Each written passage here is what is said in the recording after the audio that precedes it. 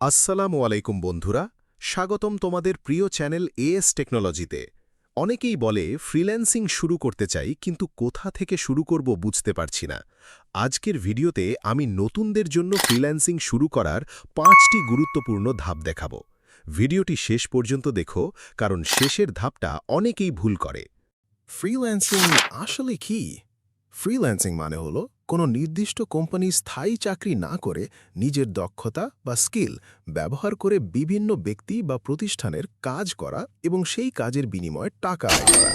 সহজ উদাহরণ, ধরো তুমি ভিডিও এডিটিং জানো, কেউ তোমাকে বলল আমার ইউটিউব ভিডিওটা এডিট করে দাও, তুমি কাজটি করে দিলে আর সে তোমাকে টাকা দিল। এটি ফ্রিল্যান্সিংয়ের একটি উদাহরণ।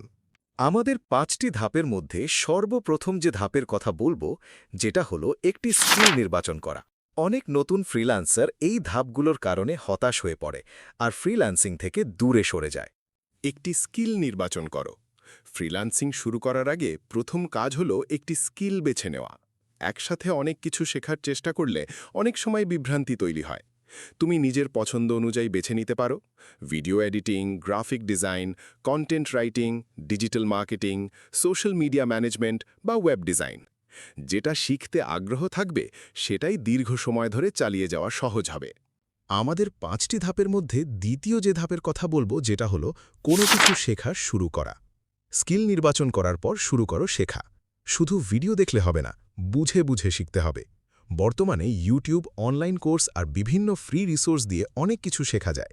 প্রতিদিন অন্তত 1-2 ঘন্টা সময় দিলে ধীরে ধীরে উন্নতি দেখতে পারবে। আমাদের 5টি ধাপের মধ্যে তৃতীয় যে ধাপের কথা বলবো, যেটা হলো পোর্টফোলিও তৈরি করা। পোর্টফোলিও তৈরি করা হলো তুমি যা শিখছ সেগুলোর নমুনা তৈরি করো, কারণ ক্লায়েন্ট সাধারণত আগে দেখতে চায় তুমি কি ধরনের কাজ করতে পারো। তাই ছোট ছোট প্রজেক্ট বানিয়ে রাখো। আমাদের 5টি ধাপের মধ্যে তৃতীয় যে ধাপের কথা বলবো, যেটা হলো প্রতিদিন প্র্যাকটিস করা।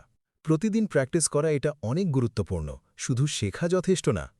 ধরো তুমি ভিডিও এডিটিং শিখছ, তাহলে প্রতিদিন ছোট ছোট ভিডিও এডিট করো। ভুল হবে, সমস্যা হবে, কিন্তু কাজ করতে করতে দক্ষতা তৈরি হয়। আমাদের 5টি ধাপের মধ্যে সর্বশেষ যে ধাপের কথা বলবো, যেটা অনেকেই ভুল করে থাকে, তাই এই ধাপটি সবাই মনোযোগ দিয়ে দেখো এবং একজন দক্ষ ফ্রিল্যান্সার হয়ে মাসে লক্ষ লক্ষ টাকা ইনকাম করো।